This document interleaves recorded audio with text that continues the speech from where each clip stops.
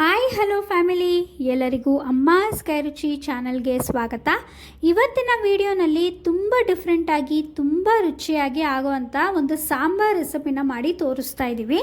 ನಿಮ್ಮ ಮನೇಲಿ ಏನಾದರೂ ಒಂದು ಕಟ್ಟು ಮೆಂತ್ಯ ಸೊಪ್ಪಿದ್ರೆ ಮೆಂತ್ಯ ಸೊಪ್ಪನ್ನು ಬಳಸ್ಕೊಂಡು ಈ ರೀತಿಯಾಗಿ ನಾವು ತೋರಿಸೋ ಥರ ಸಾಂಬಾರ್ ರೆಸಿಪಿನ ಟ್ರೈ ಮಾಡಿ ನೋಡಿ, ಸಖತ್ತಾಗಿ ಬರುತ್ತೆ. ಇದನ್ನು ನೀವು ತೆಳ್ಳಗೆ ಸಾಂಬಾರ್ ಥರನೂ ಮಾಡ್ಕೋಬೋದು, ಇಲ್ಲಾಂದರೆ ಗಟ್ಟಿಗೆ ಕರಿ ರೀತಿಯಾಗೂ ಎರಡು ವಿಧಾನದಲ್ಲಿ ನೀವು ಮಾಡ್ಕೋಬೋದು.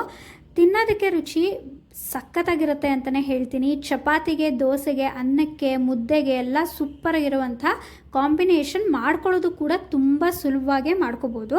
ಹಾಗಾದರೆ ಬನ್ನಿ, ಈ ಒಂದು ರೆಸಿಪಿ ಮಾಡೋದಕ್ಕೆ ಏನೆಲ್ಲ ಪದಾರ್ಥಗಳು ಬೇಕಾಗುತ್ತೆ ನೋಡೋಣ.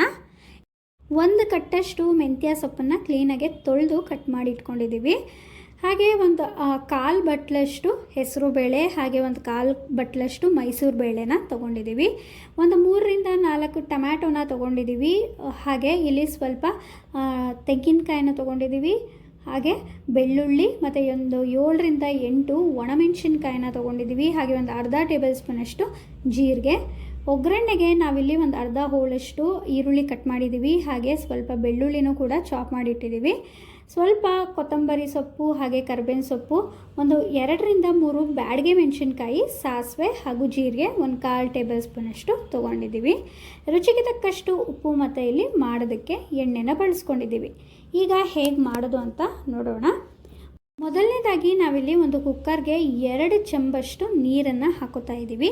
ನೀರು ಹಾಕೊಂಡ್ಮೇಲೆ ಇಲ್ಲಿ ನಾವು ಹೆಸರು ಬೇಳೆ ಮತ್ತು ತೊಗರಿಬೇಳೆ ಎರಡನ್ನೂ ಕೂಡ ಚೆನ್ನಾಗಿ ತೊಳ್ಕೊಂಡು ಅದಾದಮೇಲೆ ಎರಡನ್ನೂ ಕೂಡ ನೀರಿಗೆ ಹಾಕೋತಾ ಇದ್ದೀವಿ. ಇದ್ರ ಜೊತೆಗೆ ಸೊಪ್ಪನ್ನು ಕೂಡ ಕ್ಲೀನಾಗೆ ತೊಳ್ಕೊಂಡು ಹಾಕೋತಾ ಇದ್ದೀವಿ.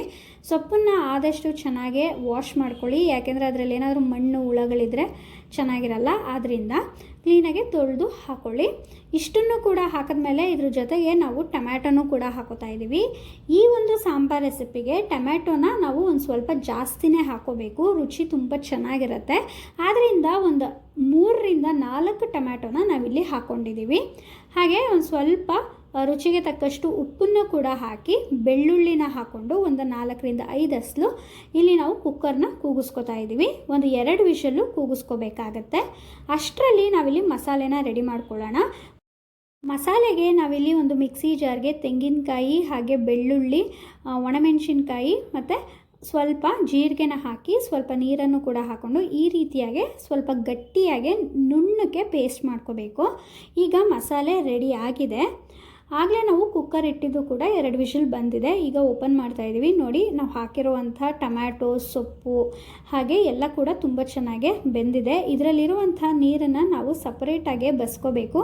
ಇದರಲ್ಲಿರುವಂಥ ನೀರನ್ನು ವೇಸ್ಟ್ ಮಾಡೋಕ್ಕೆ ಹೋಗಬೇಡಿ. ಕೊನೆಯದಾಗಿ ಇದೇ ನೀರನ್ನು ನಾವು ಬಳಸ್ಕೋಬೋದು. ಈಗ ಇಲ್ಲಿ ಸೊಪ್ಪು, ಟೊಮ್ಯಾಟೊ ಇದೆಲ್ಲನೂ ಕೂಡ ಒಂದು ಸ್ಮ್ಯಾಶರ್ನ ತೊಗೊಂಡು ಚೆನ್ನಾಗೆ ಸ್ಮ್ಯಾಶ್ ಮಾಡ್ಕೋಬೇಕು. ಒಂದು 70% ಅಷ್ಟು ಕ್ಲೀನಾಗೆ ಸ್ಮ್ಯಾಶ್ ಮಾಡ್ಕೊಳ್ಳಿ. ತುಂಬ ನುಣ್ಣಗೆ ಸ್ಮ್ಯಾಶ್ ಮಾಡ್ಕೋಬೇಕು ಅನ್ನೋದು ಏನಿಲ್ಲ. ನೋಡಿ, ನಾವು ತೋರಿಸೋ ಅಷ್ಟು ಸ್ವಲ್ಪ ಕ್ಲೀನಾಗೆ ಸ್ಮ್ಯಾಶ್ ಮಾಡಿಕೊಂಡ್ರೆ ಸಾಕಾಗತ್ತೆ. ಈಗ ಇದು ರೆಡಿಯಾಗಿದೆ.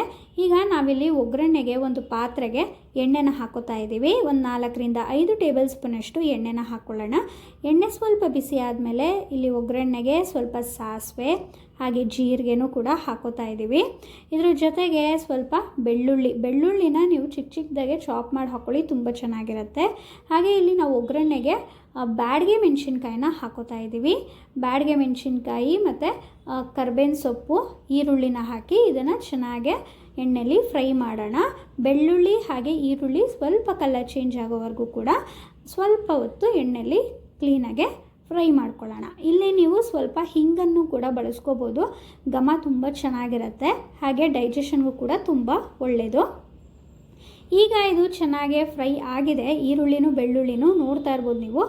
ನಾವು ರೆಡಿ ಮಾಡ್ಕೊಂಡಿರುವಂಥ ಮಸಾಲೆನ ಈಗ ಹಾಕೋತಾ ಇದ್ದೀವಿ. ಮಸಾಲೆಗೆ ಸ್ವಲ್ಪ ಒಂದು ಜಾರ್ ತೊಳೆದಿರೋವಂಥ ನೀರನ್ನೇ ಸ್ವಲ್ಪ ಹಾಕ್ಕೊಂಡು ಮಸಾಲೆನೂ ಕೂಡ ಎಣ್ಣೆಲಿ ಚೆನ್ನಾಗಿ ಮಿಕ್ಸ್ ಮಾಡ್ಕೋಬೇಕು. ಇದನ್ನು ಕೂಡ ಸ್ವಲ್ಪ ಮಸಾಲೆ ಹಸಿ ವಾಸನೆ ಹೋಗುವವರೆಗೂ ಕೂಡ ಎಣ್ಣೆಲಿ ಚೆನ್ನಾಗಿ ಫ್ರೈ ಮಾಡ್ಕೊಳ್ಳಿ. ಇದು ಸ್ವಲ್ಪ ಕುದಿ ಬರಬೇಕು, ಎಣ್ಣೆ ಎಲ್ಲ ಬಿಟ್ಕೋಬೇಕು ಆ ಮಸಾಲೆಯಲ್ಲಿ. ಆದ್ದರಿಂದ ಒಂದು ತಟ್ಟೆ ಮುಚ್ಚಿ ಕ್ಲೀನಾಗೆ ಬೇಯಿಸ್ಕೊಳ್ಳೋಣ. ಈಗ ಇದು ಚೆನ್ನಾಗಿ ಬೆಂದಿದೆ. ಈಗ ನಾವು ಸ್ಮ್ಯಾಶ್ ಮಾಡ್ಕೊಂಡಿರುವಂಥ ಸೊಪ್ಪು ಹಾಗೆ ಟೊಮ್ಯಾಟೊ, ಬೇಳೆಗಳೆಲ್ಲ ಹಾಕ್ಕೊಳ್ಳೋಣ. ಹಾಕ್ಕೊಂಡು ಇದನ್ನು ಚೆನ್ನಾಗೇ ಮಿಕ್ಸ್ ಮಾಡ್ಕೋಬೇಕು. ಮಿಕ್ಸ್ ಮಾಡ್ಕೊಂಡ್ಮೇಲೆ ಇಲ್ಲಿ ನಾವು ನೀರನ್ನು ಹಾಕೋಬೇಕಾಗುತ್ತೆ. ಈಗ ಬಂದುಬಿಟ್ಟು ನೀರು ನಿಮಗೇನಾದರೂ ಸಾಂಬಾರು ತುಂಬ ತೆಳ್ಳಕ್ಕೆ ಬೇಕು ಅನ್ನೋರು ನೀರನ್ನು ಸ್ವಲ್ಪ ಜಾಸ್ತಿ ಹಾಕ್ಕೊಳ್ಳಿ. ಇಲ್ಲ ಸ್ವಲ್ಪ ಗಟ್ಟಿಯಾಗಿ ತಿಕ್ಕಾಗಿ ಚಪಾತಿಗೆಲ್ಲ ದೋಸೆಗೆಲ್ಲ ಹಾಕಬೇಕು ಅಂದರೆ ಸ್ವಲ್ಪ ನೀರನ್ನು ಕಡಿಮೆ ಹಾಕ್ಕೊಳ್ಳಿ.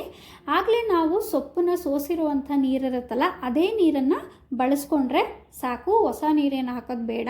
ಸೊಪ್ಪು ಬೇಯಿಸ್ಕೊಂಡಿರೋ ನೀರನ್ನೇ ಹಾಕ್ಕೊಂಡು ಚೆನ್ನಾಗಿ ಕುದಿಸ್ಕೊಳ್ಳೋಣ.